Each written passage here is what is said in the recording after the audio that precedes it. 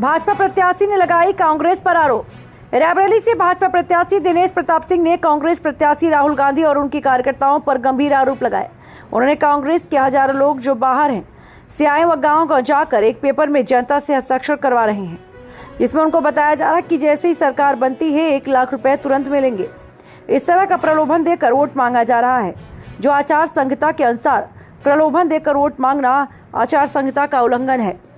कांग्रेस प्रत्याशी इस तरह का प्रलोभन देकर वोट मांगने का काम कर रहे हैं। दिनेश प्रताप सिंह ने कहा, मैं चुनाव आयोग से अपील करता हूं कि कांग्रेस प्रत्याशी और उनके कार्यकर्ताओं पर कड़ी से कड़ी कार्रवाई करें।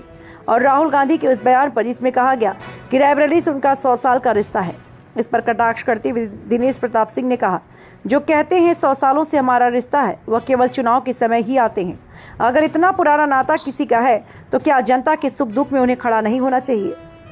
राहुल गांधी की दाढ़ी बनवाने को लेकर कहा, यह लोग चुनाव के समय आते हैं, कहीं दाढ़ी बनवा लेते हैं तो कहीं एक पीस जलेबी तोड़कर खा लेते हैं, नजो दिखाने की कोशिश करते हैं। हम यही कहे, राहुल गांधी अमेठी के साथ धोखा कर रहे हैं, वायनाड के साथ कर रहे हैं या फिर रायबरेली के साथ कर रहे हैं। उन्होंने अमेठी और वायनाड को धोखा तो दे दिया, रायबरेली को भी धोखा दे रहे हैं। आइए दिखाते हैं पूरी खबर विस्तार से। अपना घर बताएंगे, फिर वायनाड को घर बताएंगे, फिर रायबरेली को अपना घर बताएंगे। इसकी क्या गारंटी है कि 4 जून के बाद किसी और जिले को अपना घर बताएंगे? तो जिसकी खुद की गारंटी नहीं है, मतदाताओं की जो गारंटी लेता है, ये सर्वथा निरर्थक है। मैं चुनाव आयोग से आग्रह करूंगा कि इस पर तत्काल कार्रवाई सुनिश्चित हो। आरओ, रिटर्निंग अफसर रायबरेली, प्रेक्षक रायबरेली और सीसी चीफ इलेक्शन कमीशन से भी मैं आग्रह आप सबके माध्यम से कि इस पर कार्रवाई हो। देश में जहां जहां ऐसे कृत्य कांग्रेस के लोगों के द्वारा किए गए हैं, जहां जहां गारंटी कार्ड बांटे गए हैं, वहां वहां मुकदमा लिखा गया है। मैं आरओ से, रिटर्निंग अफसर से जरूर अपेक्षा करूंगा कि तत्काल इस पर कार्रवाई हो और इनके खिलाफ, कांग्रेस के प्रत्याशी के खिलाफ मुकदमा पंजीकृत करके कार्रवाई कराई जाए, ऐसा मैं आग्रह करता हूँ। कल राहुल गांधी रायबरेली में थे और उन्होंने कहा मीडिया के सामने मंच उन्होंने ऐलान किया कि रायबरेली से उनके परिवार का 100 वर्ष पुराना नाता है। 100 वर्ष जिसका पुराना 100 वर्ष जिसका पुराना नाता है, वो केवल चुनाव में आता है। वोट लेने के लिए हर चुनाव में, जब चुनाव होता तभी आता है। अगर नाता होता तो सुख दुख में भी नातेदार को आना चाहिए कि आना नहीं आना चाहिए।